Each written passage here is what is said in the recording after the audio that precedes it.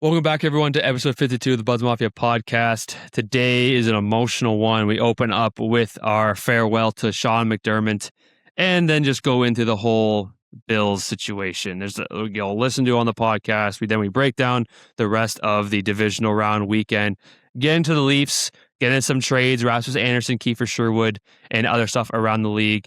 Talk about upcoming golf tournaments, and our betting segments, and our NFC and NFC Championship Sunday predictions. And let's get into the episode.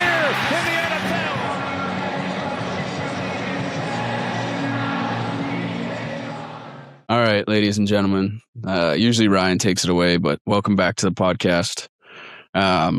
Going to be a bit of a different intro today, because I'm not going to lie. Yes, we're going to talk NHL. We're going to talk NFL. We might even talk a little college, but we're going to get right into this organization.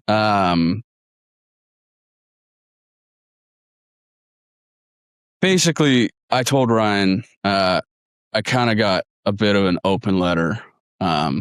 First and foremost, for those of you who don't know, obviously I think all of you do by now, Sean McDermott is no longer the head coach of the Buffalo Bills. Shocked? No. Don't love the move.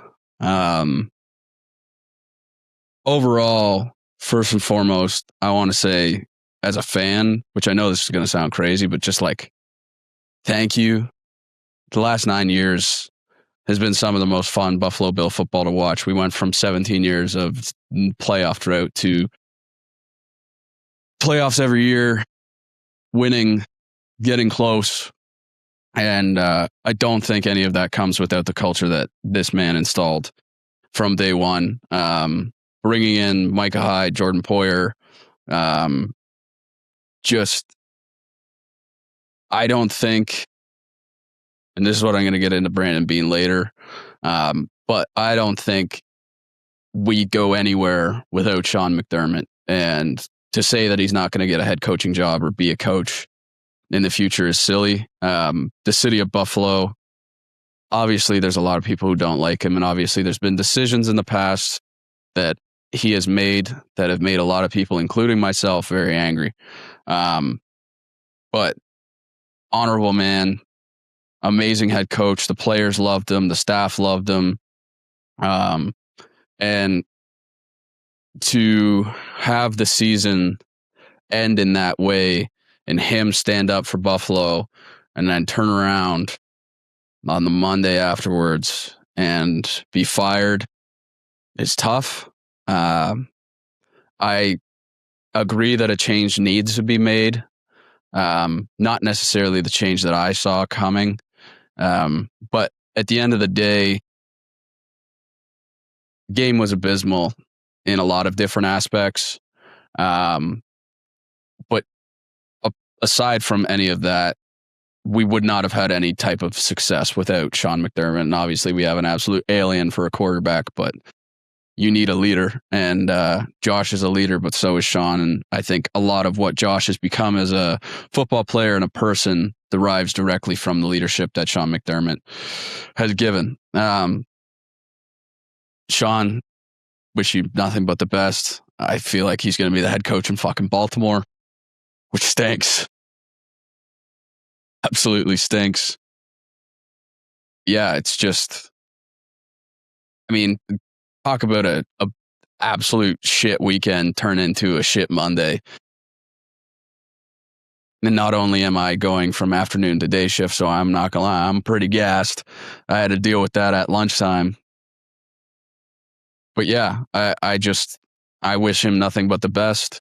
I will never forget him doing fucking snow angels with Josh Allen in the snow after beating San Francisco last year, to literally last weekend, wild card against Jacksonville. Yeah, I'm stunned to say the least. And this kind of goes into Brandon Beane. Not only does Sean McDermott get fired, and this is where I'm confused because I saw it going one of two ways. I thought Beane's gone and McDermott's there and we're looking for a new GM, or they're both gone and we're looking for both. I did not think we were going just this way. But Brandon Beane, a lot of pressure.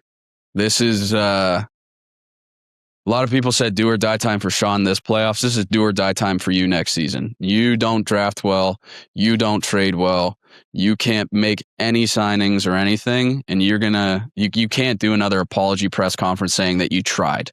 There's no more trying. Basically, what you are saying with this firing Terry Pegula as the owner and putting your trust into Brandon Beane is you think Brandon Beane can go out and get you a head coach that wins the Super Bowl, not in a few years next year. And not only did McDermott get fired, Beane got a promotion. I think that's a slap in the face. It was literally like the notification I got McDermott fired, then it was literally like within an hour being promoted, which was just a slap in the fucking face. And I think over the last 2 years, you saw frustrations between the two. Beane basically coming out and saying, you guys talking about how we need wide receivers. We scored the most points. Didn't blatantly put it on Sean, but saying, defense, pretty well on Sean, defensive head coach. To the trade deadline where, not only do we try to get Darius Slay, but we release Jamarcus Ingram, who, has been in this program and the system for years. And you see it on Sunday against the Bills. Dane Jackson and Darnell Savage both go in for a play, get beaten for touchdowns. And I'm not saying Jamarcus Ingram's in there. He's going to make that play, but you never know. He knows the system. I really, one misstep by Brandon Beane and Buffalo will turn on its head. You just got to do something with it. You got to get a good head coach. I'm happy that we're not getting a Harbaugh. I think he's a worse version of McDermott currently in what the iteration of the Ravens were. I think Harbaugh needs what he got in New York. But yeah, that's an absolute tumultuous 3 days for the Buffalo Bills organization, where you have a storied 9-year success without reaching the pinnacle of what you were trying to do, and immediate reaction, which there was something obviously that needed to be changed. But I think the change was confusing. I wish really McDermott nothing but the best, and Brandon Beane needs to figure it out. A lot of players are not going to be super happy. Taron Johnson, Deion Dawkins, Jordan Phillips, even Josh. That the man has been in Buffalo for the last 9 years. His family knows Buffalo, and it's a cruel business, as we've seen. And for some reason, and this is what I don't fully get, like the coaching carousel this year. We have 10, well, not at 10 vacancies anymore, but your coaches don't get fired because they've been to the playoffs for the last 9 years or 8 years or however long it's been.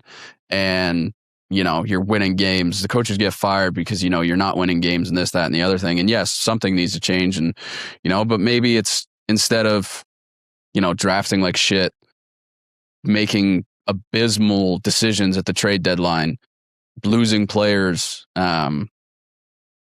It's just not worth it. And I was really lost. I'm not gonna lie. I worked out when I got home, and I prepped dinner and everything, and I was sitting here and I just called my dad, and I was like, man, I don't even know what I'm gonna say, because it's like the person becomes. Here's an amazing understanding of what Sean McDermott could mean to just Bills fans who enjoyed him as a coach. And I'm not saying that he didn't make mistakes, but my fiance Taylor, who obviously we've been together for almost a decade now, has started to love, at least in my opinion, watching football. Doesn't love it when I'm a little, topsy-turvy, but texted me and said, Sean's gone, ? I said, yeah. She said, what the fuck? Why would they do that? And then I had to explain, yes, we need a change, but I didn't think it was him. You know, Brandon Beane wants to be big baller Beane. He wants to be this guy. He wants to be that guy. You know, he wants to pride himself in the fact that if Buffalo wins the Super Bowl, you'll see him jump through a table. Well, how about you go out and get some fucking help for Josh Allen? You beefed up the defense. You bring in Brandon Cooks, who's past his prime. You draft Keon Coleman, who's starting to look like a miss. You have Khalil Shakir, who, Khalil Shakir's a great wide receiver too, you know, but go out and get the guy some help. You saw it with Stephon Diggs. His numbers were insane. You can't just rely on this guy who is going into what is going to be his 8th year in the NFL. He is going to turn 30, and you're like, oh, he's just going to do it himself. And for everyone who says, oh, Peyton Manning didn't win a Super Bowl until he was 30, and he was 3-6 in his first playoff games, and blah, blah, blah, blah, blah, and this, that, and the other thing, 100%. There's also a lot of quarterbacks who fucking never won a Super Bowl and had continued success in the playoffs and just never got there. So, you know, I don't know. I don't even care to talk about this fucking game. I don't care about the flags. I don't care about the fucking pass interference. I don't care about whether it was a catch or it wasn't a catch. Wasn't fucking, you can't win a playoff game with 5 turnovers. Josh knows that. The whole team knows that. But yeah, it's just, I don't know where you go from here. You know, we put some fucking head coaching candidates, and it's like, you know, you got fucking Clint Kubiak, Seahawks offensive coordinator, Kingsbury, Shula, Davis Webb, who was close with Josh Allen, Brian Dable, who's close with Josh Allen. You know, it's just, I don't know. That's all I got, man. No, I know. And I've been kind of back and forth of my thoughts on it.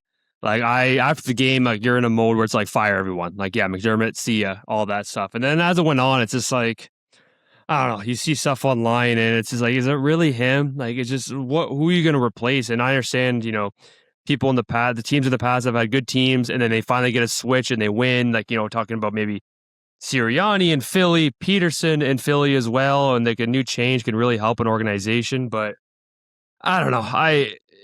Seeing McDermott get fired, that sucked. But then what cherry on top was, like you said, Beane getting promoted right after. And I have this little list here. Beane has drafted 2 Pro Bowlers since 2018. Pretty sure it's James Cook and Dawson Knox. That's it.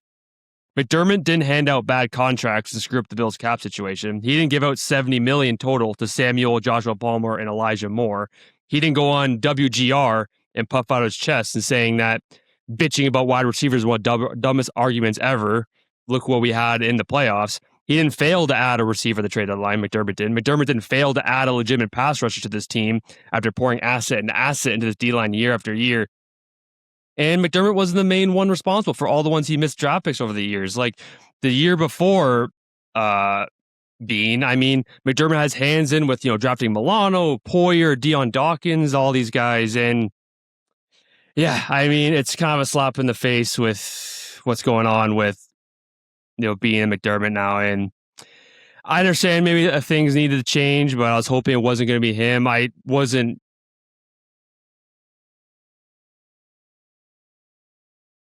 I don't really want Dable as a head coach. I don't really believe in bringing people back.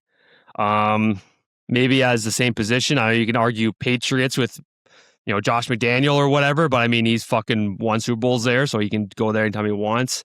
I don't hate Clint Kubiak. I thought Joe Brady was a lot better in the playoffs, I would say, especially in that Jacksonville game. But yeah, I don't know. Like you said, like we can talk about each play. I mean, I thought it was a catch, but at the end of the day, again, 5 turnovers, 4 by Josh. I mean, it seems like the whole thing kind of transpired or kind of fumbled down ever since that Cook fumble early on in the game. I think the offense was rolling. Josh, before that, had like a 40-yard run. And yeah, again, I think it was a catch. And then what cherry on top was literally Devontae Adams in that Chicago Bears game had to me, the exact same play. And they called it a catch. But I don't know. We can beat a dead horse all we want. I mean, I think the Taron Johnson PI was a joke. But to me, the Trey White one, that was full on contact, in my opinion. And you that know was what? contact. Let me tell you, Tre'Davious White, you're already going to put him at the fucking 20. I would have thrown my fucking helmet at the ref. Oh, everyone's saying that was the best use of throwing your helmet ever. You're already out at the 20. Like, yeah, might as well punch the ref too at the same time. Fuck it. You know, like, I get it. But you've let the game go.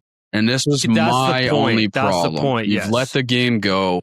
It was a sort of physical game throughout the whole time. Then you call that shit. And then the penalty on Cooks or the missed call on Brandon Cooks, whatever. If that's what you want to call it the game, keep it consistent. And then it's just, I don't know. I just don't like when refs cause games. Like you can go back to the fucking one on Juju Smith-Schuster in the Super Bowl against the Eagles. Like that sealed the deal back in, I think it was 2022 or 23 or whatever it was. I don't like when refs cause a game and yeah. From here on out, it's like, you know, you can't not have hope for this team. But these next few months are very pivotal. Aaron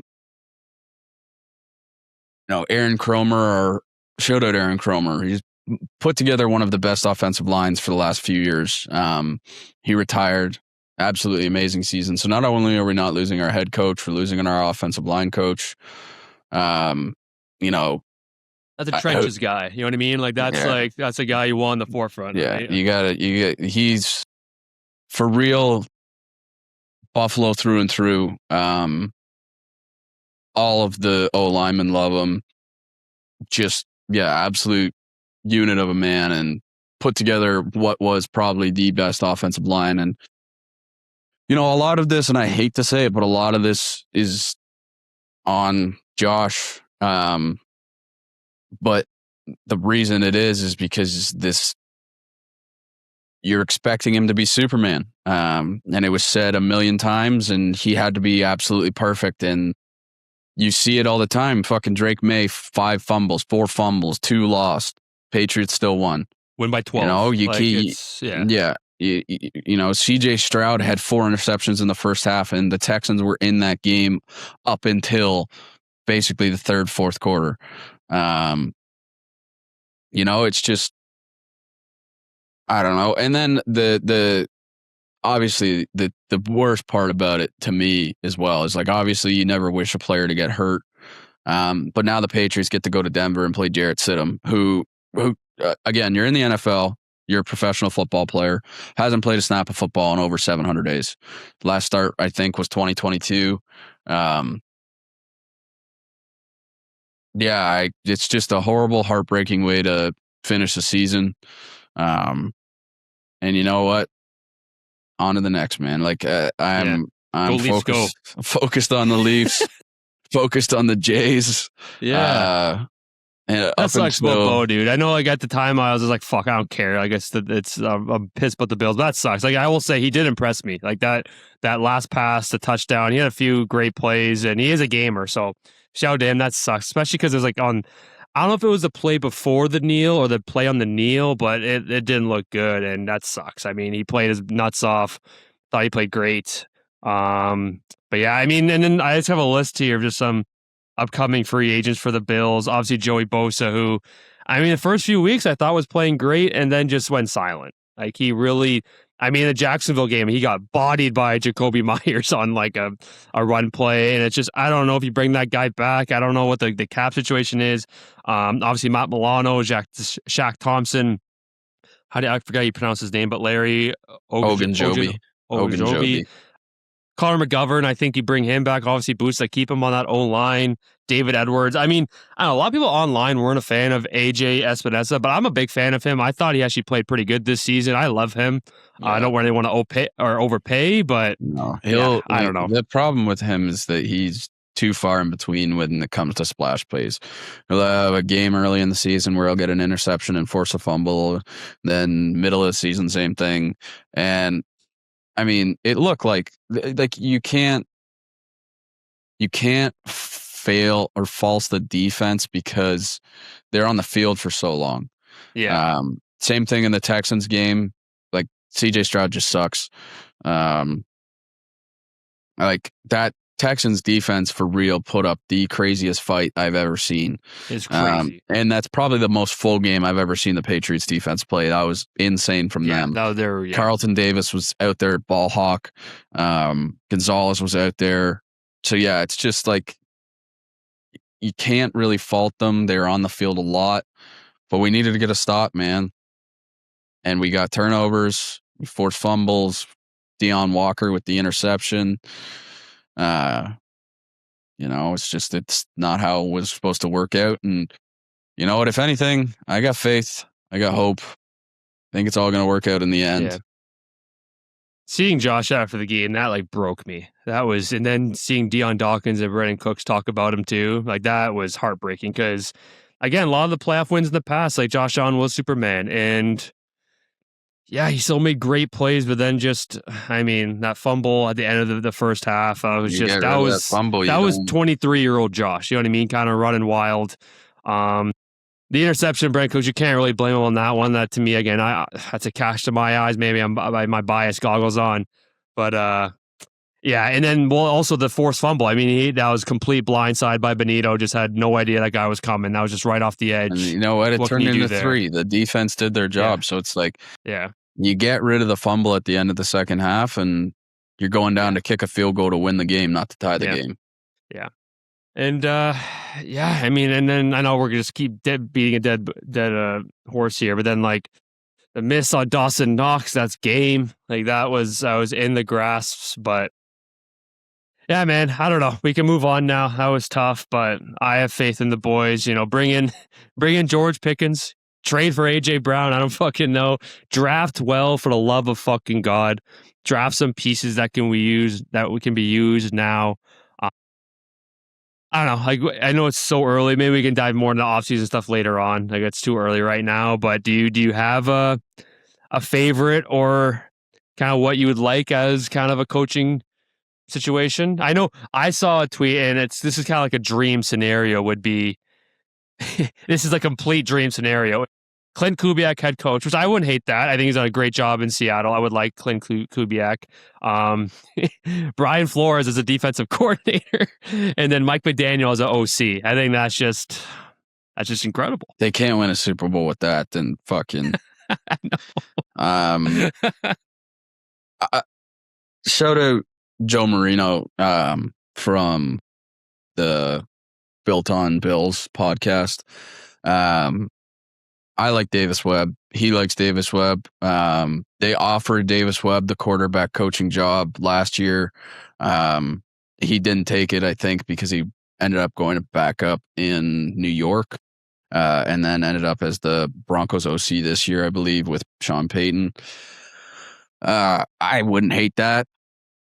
I think at this point, Beane is going to go offensive-minded head coach and bring in a good D coordinator, either that or trust Bobby Babich. I wouldn't hate that, but do you think Joe Brady likely to Baltimore? I know he completed his interview, I think, last week. I can't remember.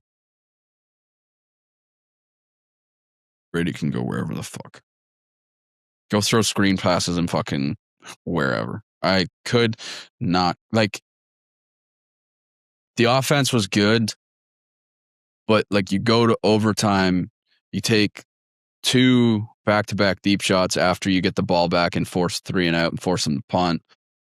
Just establish the run, Any points at that point would have won it, right? Any points at that point. There's no reason. When Ray Davis completed that wild 3rd and 10 at the 30, I thought oh my, I thought we had it. Yeah, so did I. Because then I think it was a misplay, 1st and 10, 2nd and 10, deep shot to Cooks, and I was like, what are we doing? Hey, fuck it, meant to Josh Allen, but I don't know. I just don't trust our receivers, our number 2 and 3 receivers right now, to make a playoff overtime play like that on a 2nd and 10 for any points to win the game. They got Kincaid going late in the game. He had that insane catch to force it. Just some checkdowns. I don't know. I didn't like the riskiness of that.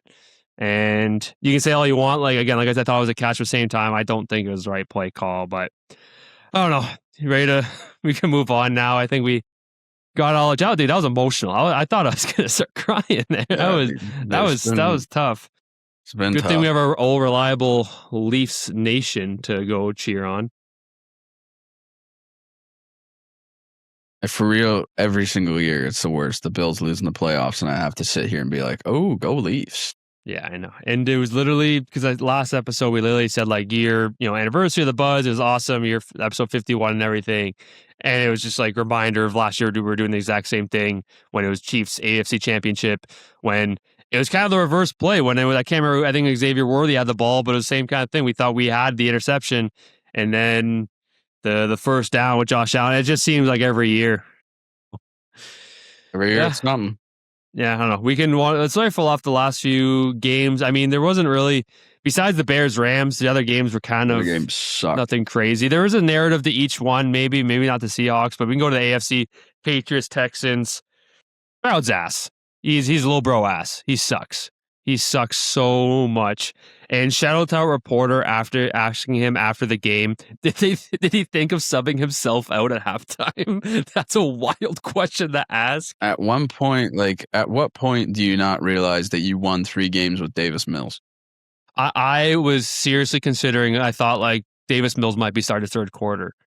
Like, he should have. And the fact that you said like, the whole Josh Allen thing, like, he had to be perfect, like, and Drake, just, yeah, I mean, the Patriots, their defense played awesome. Like, but Stroud also, like, dude, some of his throws that weren't interceptions too, but obviously the interception ones are really bad too, but some of his throws that were off by a mile. Any pressure in his face and he immediately, boop. Yeah, it was crazy. Floaters for picks. And it's crazy just Will Anderson Jr., if there wasn't a Myles Garrett in the league, he would win Defensive Player of the Year like every year. Like, he is an absolute mutant fact that on they the D-line. didn't want to give Will Campbell, a rookie tackle, any help on some plays I know. is crazy. Yeah. Nuts. And thank God we don't have a Houston-Denver fucking AFC Championship game, though. If I'm being honest, this is kind of like the worst like case scenario. Like, we have a Broncos buddy who was insufferable on the weekend. Patriots, Seattle. I mean, I have nothing against Seattle, but we have 2 friends who are Seattle fans who are kind of insufferable too. So I'm cheering for the Rams for the Super Bowl because I just do not want to see any of those other Patriots. For my list of like wanting to win, Patriots at the bottom. I don't care. I'll take the heat from our friends. To me, Patriots are at the bottom of wanting to win, right? 3, I would say probably Seahawks. Actually, no, I'll go Broncos 3 because Nathan was just pissing me off all weekend. Then 2, I'll go Seattle because I do like Sam Darnold. I like him a lot. Emerson and Chris can be kind of insufferable when they were saying, "Oh, imagine sweating a divisional game." Dude, you're playing the 3rd string practice squad. Like, relax. And then I'm okay with the Rams winning. I mean, you could argue that of all the players who deserve a Super Bowl in the playoffs right now, you could say Devontae Adams, like, he's a Hall of Fame wide receiver. He probably deserves it out of everyone. But yeah, the fact that we'd probably have to see Patriots in the fucking Super Bowl again is kind of shitty. Yeah. Seahawks 49ers, just complete belt to ass, dog walked, however you want to say it. 41-6. Christian McCaffrey did nothing. Purdy did nothing. Darnold, after a week of just odd injury reports, the torn oblique or something off, he just kind of went in. He threw the ball, I think, like 17 times, kind of did what he had to do, let Kenneth Walker fucking dominate. Charbonnet's out for the season now, but I mean, you got Kenneth Walker. Most of next season. Yeah, I think it didn't look good. And just Seattle defense. And like, I mean, I like the Rams, but going into, I think that kick return by Shaheed kind of reminded people how insane the Seattle crowd is, because it's been a few dog years there. Like, when they were in their prime, the 2013 to 16 kind of that era, it was the loudest stadium in the world. Like, it was ridiculous. Like, that NFC Championship against the Packers, one of the greatest games I've ever seen, that crowd was ridiculous. I like the Seahawks, and then I don't know if you have anything else to say on that game. There wasn't really much else. Shout out to 49ers. The fact that they did this with no Warner, no Bosa, Kittle went down early. He's been on and off all year. Trent Williams been on and off all year. Like, fully healthy. Like, that can be a game.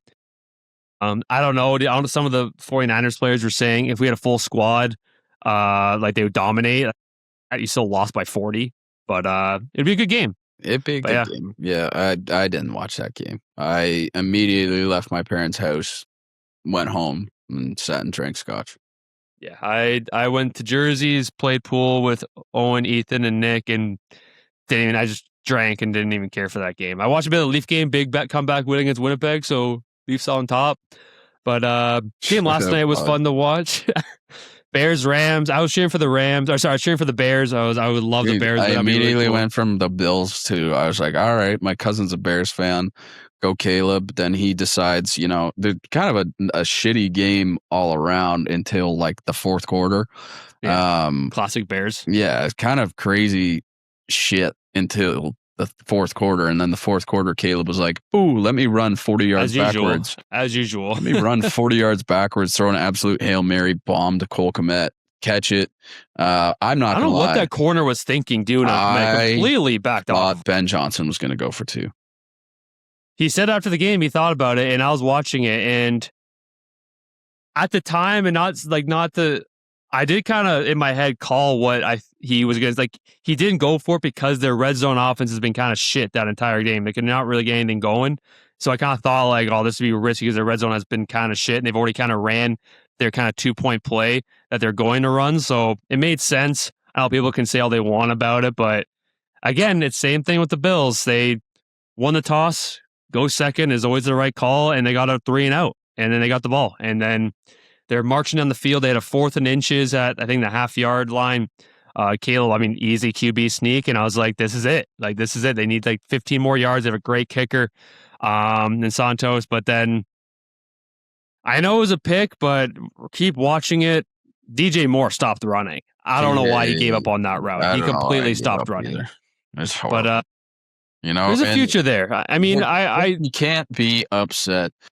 Like, as a Bears fan, yes, you can be upset, because if there's any year that anyone could win it, it could be you, and it could be this year. But at the end of the day, like, what you built, the fact that you made it to the divisional round, the fact that you had 2 home playoff games, there's a lot to be happy about. And your defense actually looked great after, like, your pass rush was awesome. Incredible. And I don't. That Brisker guy in Chicago was all over the field. He was really good. And yeah, their defense was banged up. Like, Jalen Johnson still wasn't 100%. Kyler Gordon still wasn't 100%. So, build that D-line in the draft in the offseason. Your secondary when healthy is really good. I like this Bears team. I think Caleb's going to another full offseason with Ben Johnson. Colson Loveland went out of that game with a concussion.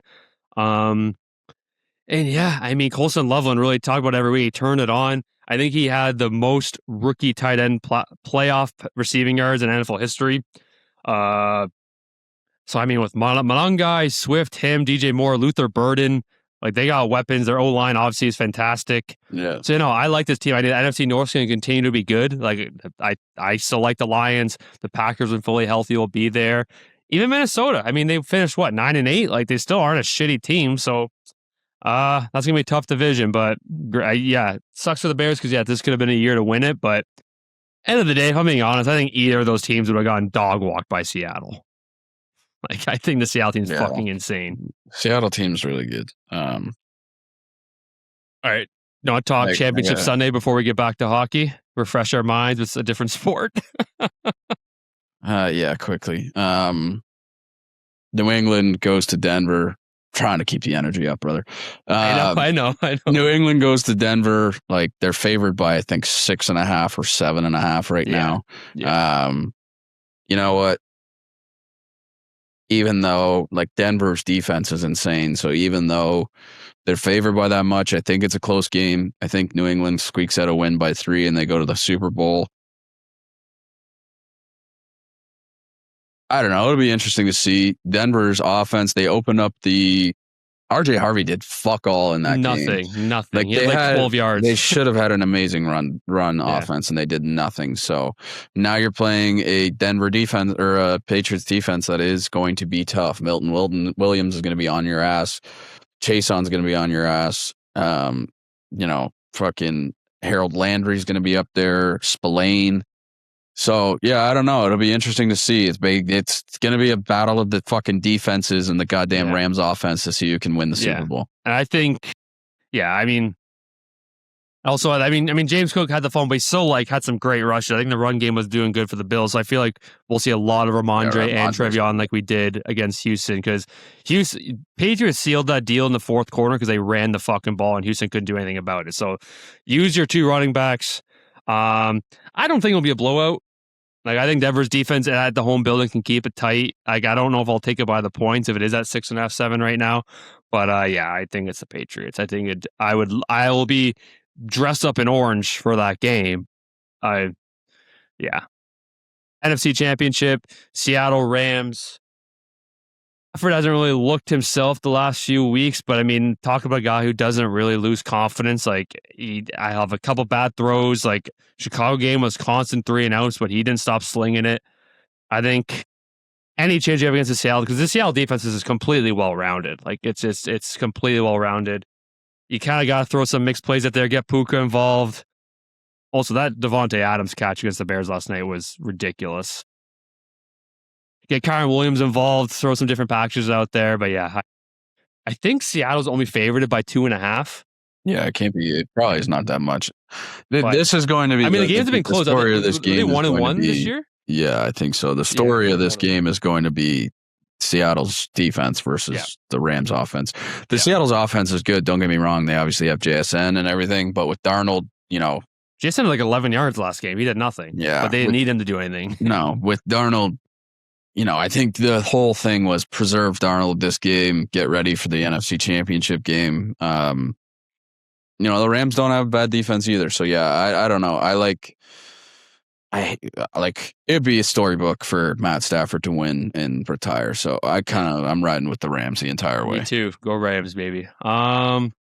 All right, man. Do you want to talk about some hockey? Let's get out of the football mindset right now. I have the national championship on. It should be done.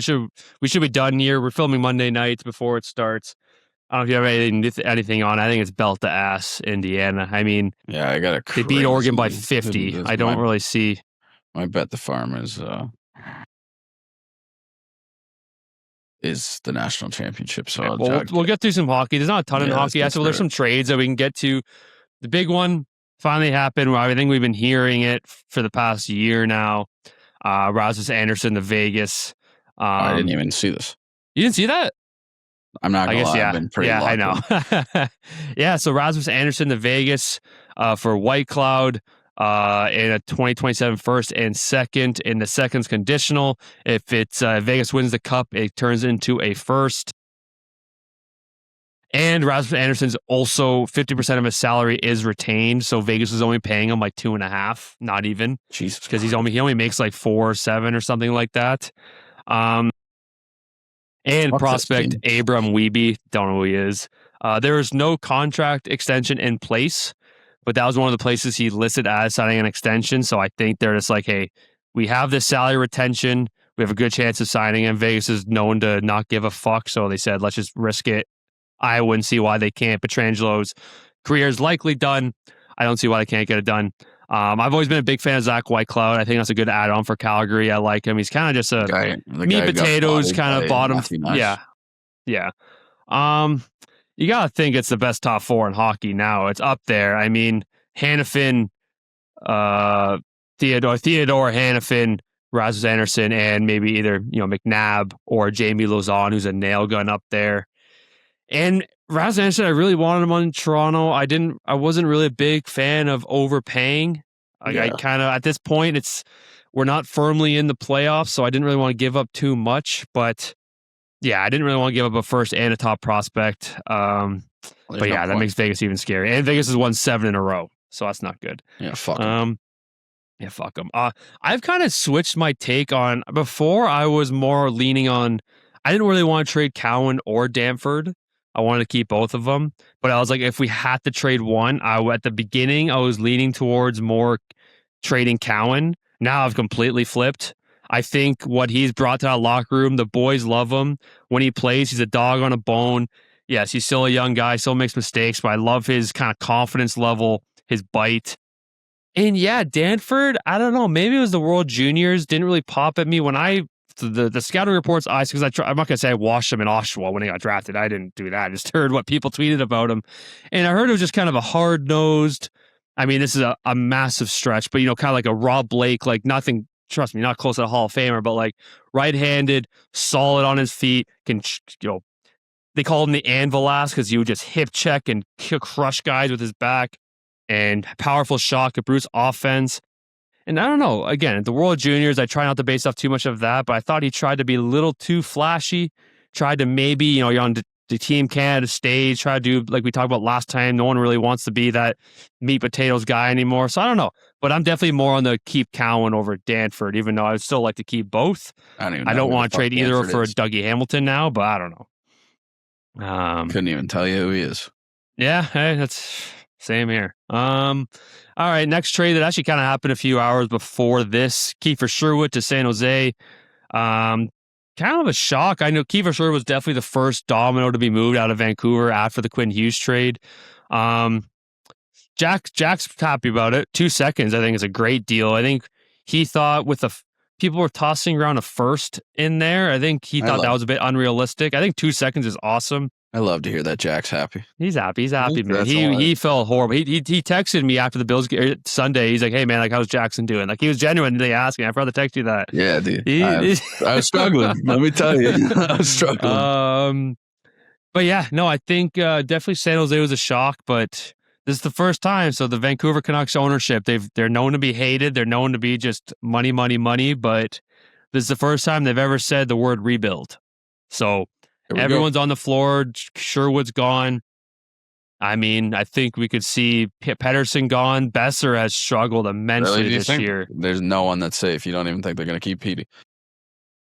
If there's an offer they like, I think they'll take it. Like, I don't think it depends. Like, we've heard Carolina for years. They could use another centerman. Montreal, they could use another centerman. But one tank for McKenna, I guess. Oh, I said to my brother, I'm like, who of the three guys, like Verhoff, Stenberg, McKenna, like, who do you want the most? He's like, I'll take any of them. Like, I'll take any of them. I think he wants McKenna. I think he wants McKenna the most because of the potential there. And also, he's like, well, Bedard's from Vancouver. They're cousins. Maybe down the road. So he was a little optimistic, which is always good. But yeah, I mean, another guy who kind of off the radar is like Hronek in Vancouver. Right-handed shot.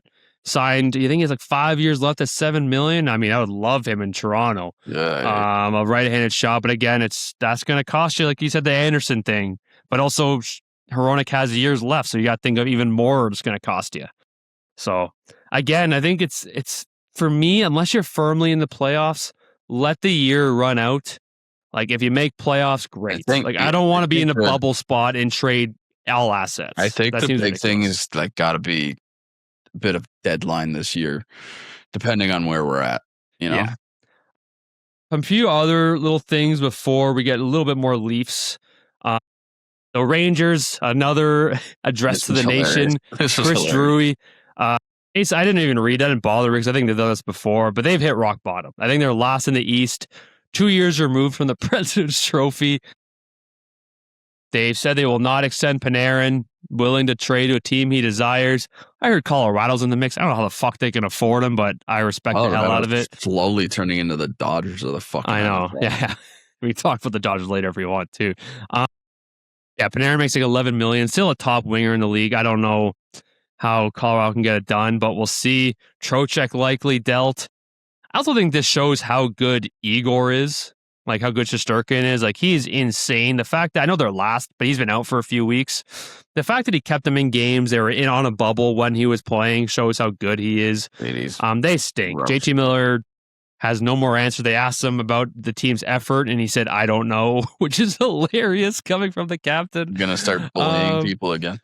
Yeah, shocker. Another more chaos in Ottawa. Did you hear what Jake Sanderson said about their goaltending? Yeah, that's tough. Hard to win with 10 saves. That's off. I mean, hey, he's not wrong. Let me tell you something. Factually, that makes a lot of sense.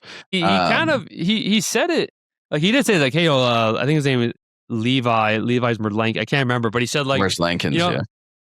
No, that's Columbus. No, that's Columbus. Like Levi Marilinen or something or whatever. He's like, Levi made a few saves for us, but hard to win with 10 saves. So he tried to do a little compliment shit on, but yeah, I mean, Jeez. East is a gong show again, but like I looked at the standings, Ottawa could go their next 5, go 4-1, and they'll be back in it. So Toronto's got to keep going what they're doing. Everyone in the East is winning right now other than them. I know.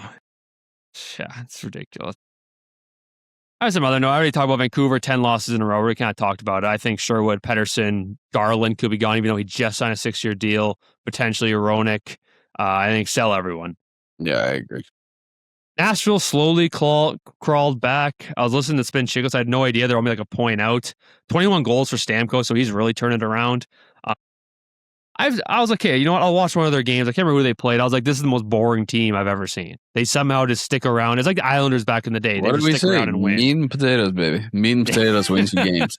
Let me tell you, you don't need a flash. You don't need a flash. Just put a little meat and potatoes, sometimes a little gravy on the side. Yes, sir. All right, let's get into some Leafs news. Playing well. I want to talk about Bobby McMahon because he's a contract up this year. Dude, and I'm curious what a contract would look like because here's just my problem. Like, sorry, before you even get into no, go ahead. I really like Bobby McMahon, and I think Berube's really trying to pull a lot out of him. But I just like it's just ups and downs and highs and lows. And for a guy who is older that you don't even realize he is older, he's fucking 29. I know he'll be 30 by next season. So it's like that's you're crazy. paying him for what he is now. It's not like a nice deal. It's not like those guys' deal. You're paying him for now and future. It's what he's providing you right now. But now he's providing a lot. Let me tell you. And his issue in the past has always been consistency, right? It's been consistency. Last year, career high, 20 goals, but 34 points. So just the goal machine. This year he's on pace for 26 goals and 44 points. Current AAV is only 1.3, but I don't know. The boys love him. I like his play. I think he's tough. He's physical. He's fast.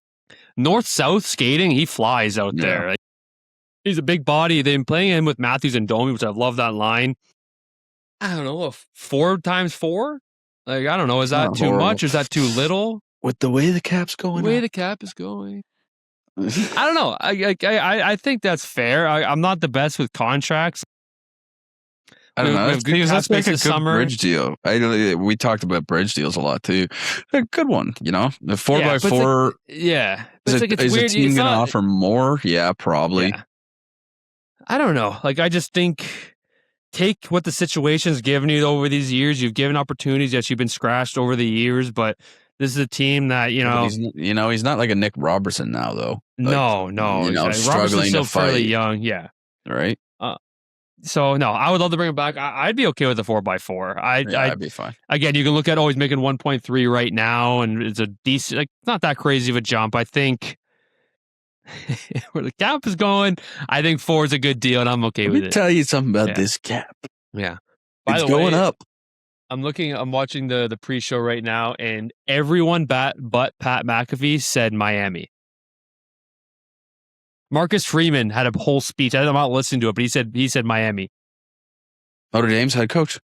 Yeah. He's on the panel. He chose the team that got into the playoffs over his team. Even though it's in Miami. I hope they go belt to ass. I hope so. People are saying, I know we're kind of jumping all over the place here, but people are saying this could be one of the greatest sports turnaround in like sports history. Yeah, it could be. You know what? Give me Kirk Signetti as. Give me Iguodala. Yeah, dude. We've been on a roll though with the Buds. No, they've been great. Again, it's just keep going. Like it's just the Colorado game was fucking massive. Awesome. Pappy's ripping, then Selly afterwards with the crowd flipping him off was incredible. Nylander, he's out again, but he's been kind of battling. I think it's either a groin or an ankle. But when he's back, he's producing. Fucked me on a bet. Did he? Yeah, well, that game against Vegas, I had Marner a point, Matthews a point, Matthews 2 shots, Nylander 2 shots, McMahon a shot. And it ended up being like the Nylander part got voided. He only had 1 shot, but it was like $50 to win 230. Oof. And I ended up winning. Like I won, I think 150. But yeah, he fucked me on that one. Yeah, then I mean the Utah game to me was kind of like a throwaway. Like it's just you had an OT grind against the best home team in the league, and then immediately gotta play Utah. Yeah, it was the Avs only third loss at home, so I mean that was a grind of a win. So kind of a throwaway game, and then the Marner whole circus game. I went to bed. It was 5-3. I was exhausted, and then woke up. We lost. That sucked. Watched that whole game. I was at work. Poppy was absolutely done with the Marner talks. He put Mark Masters right in his place. It's kind of silly at this point, man. They're playing great. Woll was playing great, but just a couple bad giveaways and a couple bad mistakes. And yeah, I mean, trust me, when it's next week, or I think it's next week when Marner comes to town. Kevin's birthday, dude. Who? Kevin, my brother's birthday. But yeah. Because this weekend's insane. This weekend's insane, and I got some unfortunate news. I will be up north celebrating with Kevin. That's okay. Well, I assume that. Yeah. Yeah. Anyway, big OT win versus Winnipeg. That brought my hopes, my spirit up like a tiny little smidge because it was a late game comeback, and this Toronto Winnipeg has really formed like a rivalry. Yeah, like it's weird. It's ever since it was a few years ago. I think it was Scheifele. He stood up in the locker room and said, "Isn't it fucking nice to beat the Leafs?" or something like that.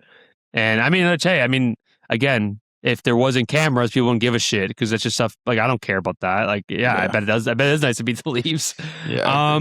But yeah, I mean, great resilience. Great game by Domi overtime. Lawton flipping off the fans and same thing with Matthews. So yeah, great little stretch here. Again, the Vegas loss, Utah loss, but what's different about this team is they're bouncing back after tough losses. Yeah. Oh, well, again, we're filming this Monday night. I'm watching National Championship, but obviously big game against Minnesota, Amazon Monday Night Hockey. Detroit monster game at the top of the division, and it's the show. Do you see my story that I put on when it was the other night? Mm-hmm. Did you like it? I loved it. Good. And then Colorado again. This is kind of a gauntlet we have this week. Yeah, it's unbelievable. If we can go 2-2, I'd still be happy. Like that's a tough stretch. We got to beat Vegas. That's it. Have to be Vegas. All right, man. Well, we already talked about the NFL. So next week, so golf's back, which is awesome. I'm very excited to watch some golf. So next week we're gonna bring back our draft, and a suggestion that we kind of brought up at the end of the golf season last year was each guy can only pick a player twice the whole year. I'm gonna make a spreadsheet for me and you, Jackson. So to check mark off guys we have. So, for the Farmers Insurance, I'm not sure. I think the field's actually pretty decent. I think Homa's in it. I think there's some other good players. It's the first signature event of the year. So like again, I don't think you want to waste like a Scott Scheffler on that one, save it for the majors. But next week we'll do our first draft of the Farmers Insurance at Torrey Pines, right? Is it Torrey Pines? Yeah, it's at Torrey Pines. Love that course. What's this week? We're not doing this weekend because we didn't really prepare, but what's going on this weekend? It's a smaller one, obviously. There's part of my Scotty's playing this week. American Express. Yeah, okay. So American Express, but then that's my lock of the week. Is Scotty winning? Yeah. Yeah, so next week we will preview the Farmers Insurance, do our picks, our divisional commandments that asked this week. Are we doing championship commandments? I put them down there if you want to list them off. They're kind of all over the place. Again, it's only fucking 4 teams. Yeah. But we don't have to do them this week. I mean, I put them down there. I don't know. What are your thoughts? Yeah, we can. This might be the most depressing commandments. All right. Championship weekend commandments. Low risk. You got 3 picks. You're taking Drake May, 1+ passing touchdown. Stafford's over versus the Seahawks, and Kenneth Walker over versus the Rams. Medium risk, you're adding 2 picks on top of that. Taking RJ Harvey's over. I hate that. Stafford, 1+ passing touchdown. That's your medium risk. High risk, you're adding 5 onto the 5 you already got. You're taking Kieran anytime, Travion anytime, Henry anytime. That's Hunter Henry. And Stephon Diggs over, JSN over. Lock it, book it, championship commandments, go Rams. Yes, sir. So yeah, my lock of the week. I'm 11-9 now. I've been struggling. You're 5-14. I have the Seahawks money line. I don't know what the line is right now. I don't think it's too crazy, but I don't know if I like the points. Wait, no, actually, well, let me see here. The points with live. Who we got here? 2.5. You know, fuck it. I'm changing it to Seahawks minus 2.5. I think they can cover the spread. Even though I'll be cheering for the Rams, I do think the Seahawks can cover at home and go to the Super Bowl. I respect that. My lock of the week is Scotty Scheffler winning the American Express. Love that. Farm, are you 0-20? Like I am? No. Oh yeah, you won. I won, dude. I won wild card weekend. Oh my god, I forgot you won wild card weekend. That's yeah, put on my story. Yeah. $5, $150, dude. There you go. Yeah, because I mean, I had a bet the farm win last season, but it was like a 4-player one that would have been won out big, but 2 players were voided. So it was like 2 players, but I was like, I won it. And you're like, we're not counting that. That doesn't like, count. Yeah. No. No, so yeah, you got it. Good one. So mine is I have Seahawks and Patriots money line attached with Walker, Ramondre, Harvey, and Kyron Williams all anytime. Holy fuck. All right. Mine's a little all over the map. We're being honest. I got Indiana to beat Miami in the national championship. I got the Leafs to beat the Wild tonight. I got Nick Taylor to be the top Canadian golfer in the American Express. Ooh, I like that. And I got Scotty Scheffler to win the American Express. There you go, baby. A little all over the map. Golf's back. It's back. Thank fuck. All right, man. Again, the beginning of the episode was definitely a tough watch, but we love our Bills. We love our Bills Mafia. And post that as a YouTube video. Yeah. I love our Bills. I love our Josh Allen. I love everyone. Last time. I'm hopeful and I'm confident that we can get this done. Get Josh a ring because God knows he fucking deserves it. Yeah, Jackson, I don't know if you have anything else, man, but it was good seeing you. It was a sad weekend, but onwards and upwards, Leafs forever. On to the Leafs. Yes, sir. Fuck. Tavares coming out, sends it in a goal. They score! They score! Holy mackerel, they score! Morgan Riley! Mo Riley! The Leafs have won it! They're going to the second round! Gonna run for it, he got it! And there he goes! Inside the 10, the 5!